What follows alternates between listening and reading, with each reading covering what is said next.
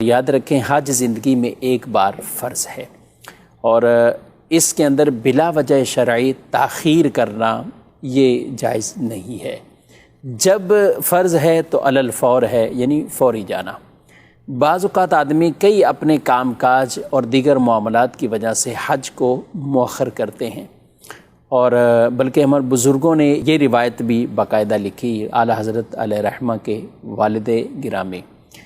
مولانا نقی علی خان رحمۃ اللہ تعالی نے اپنی کتاب میں یہ روایت بیان کی ہے کہ جو شخص اپنے کسی دنیاوی کام کے لیے حج کو مؤخر کرتا ہے تو وہ آدمی دیکھے گا حاجی حج کر کے واپسی آ چکے ہیں اور اس کا کام وہیں کا وہیں پڑا ہوا ہے، اس کا کام وہیں پڑا، یعنی کہ وہ کام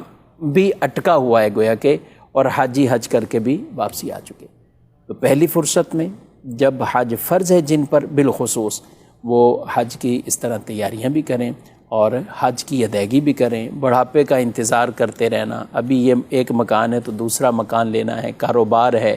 کچھ بچوں کی شادیاں ہیں، کچھ یہ معاملات ہیں، تو ان کو بیچ میں کبھی بھی کس طرح کے یہ آزار، یہ وہ نہیں آزار کہ جو شریعت مطہرہ جن کو عذر باقاعدہ مانے۔